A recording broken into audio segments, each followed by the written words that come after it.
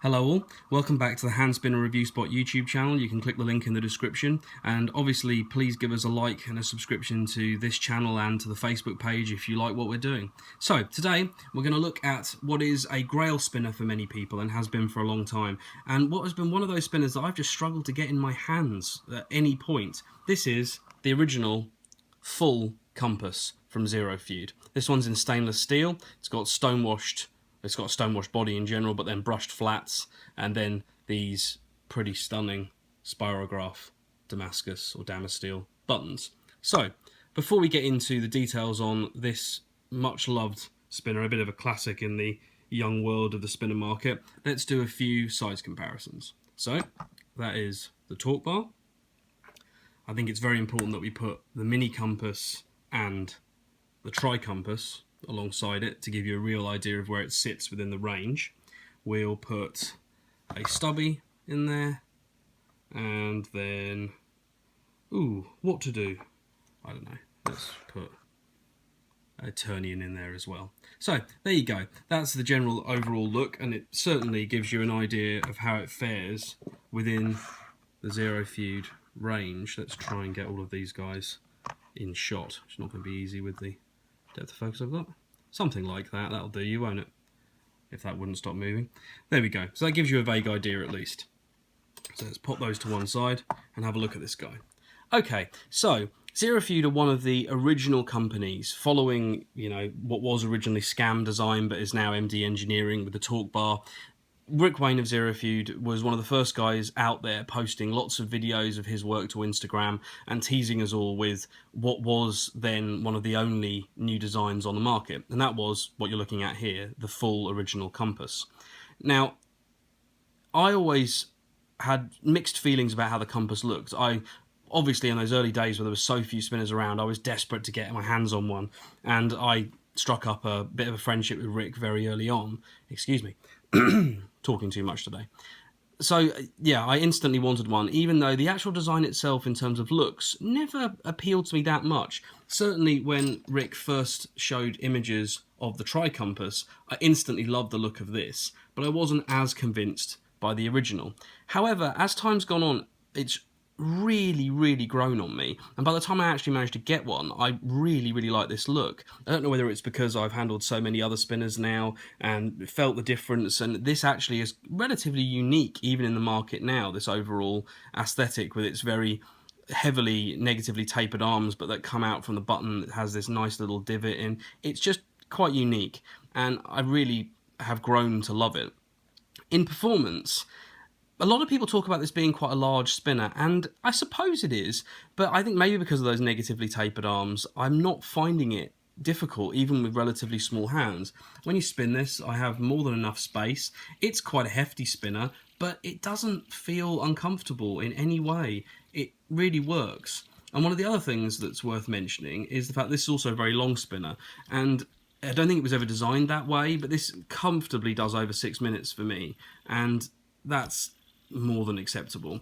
It's running I'll take these beautiful Spirograph buttons off. We'll come back to those in a moment. They're an additional. It's running a shielded 10-ball hybrid, and R188 that is. And I don't know whether he's always left shields on his bearings. I think it's a bit sporadic in that regard. The tri-compass I have has an unshielded bearing. This one's shielded. You could certainly de-shield it if you wanted to. I might do that because I tend to find that I like a more quickly and easily serviceable bearing than a shielded one, but it performs just as well as I would expect from my previous experience with this brand, because it feels great. Now this obviously is an outer weighted spinner, it's a bipole spinner, so you will feel some wobble as you move it around through its axis. That's just down to the general design of heavily weighted bipole spinners like this, and there's nothing you can do about it. It's not down to ZeroFeud or this particular model at all. It's down to the fact that that's what they do. So yeah, it's beautiful. You can see it has little chamfers that run all around the weights and around the body. They're quite mild, but it seems to add a great deal of comfort, and it just launches really satisfyingly in this stainless steel format. It's certainly, you can buy these in titanium when he does do the drops, and the secondary market for these is always in pretty high demand and pretty expensive. As you can see on a single finger, it's very smooth.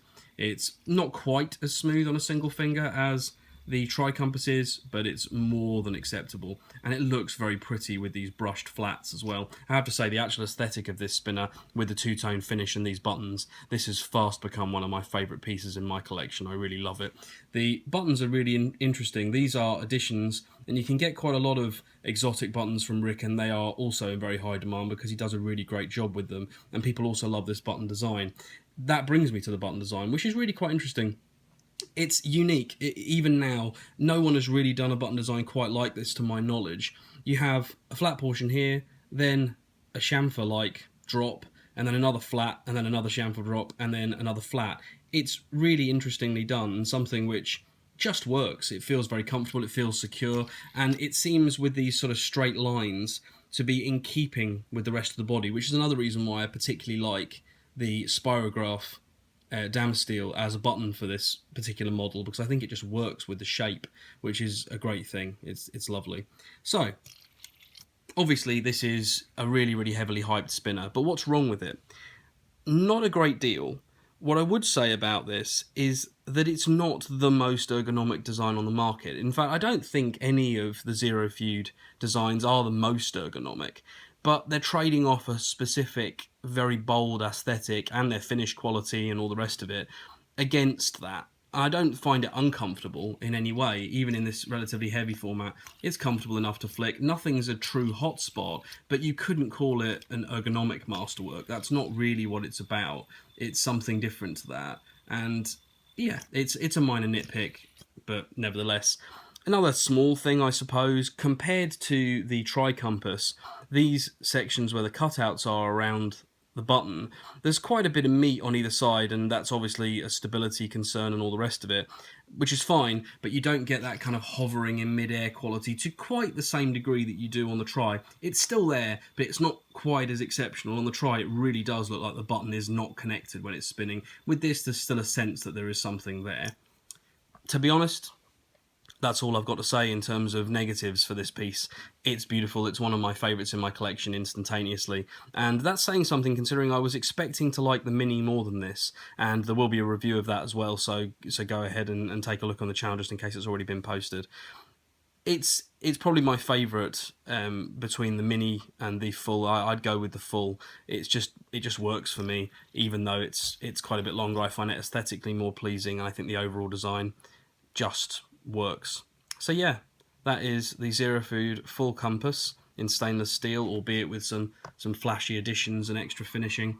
And yeah, if you can get hold of one of these, don't pay secondary market prices. I know it's tempting. If you really have to have it and you have the money, then obviously it's your money, do whatever you want with it. But Rick does do drops. They aren't regular, I understand that. He doesn't do this full time, but he does do his best, and there will be more on the market. And you are seeing the secondary prices starting to come down a little bit. Not on the tris, but on the mini compass and the full compass, you are seeing them drop. So hopefully there'll be more, and hopefully there'll be more soon to satisfy some of the voracious demand for these. And I do think the demand, I've always felt it from the first time I had the try, that the demand seemed justified, and that hasn't changed, to be honest. So thank you very much, guys. I'll catch you in the next video. Bye bye.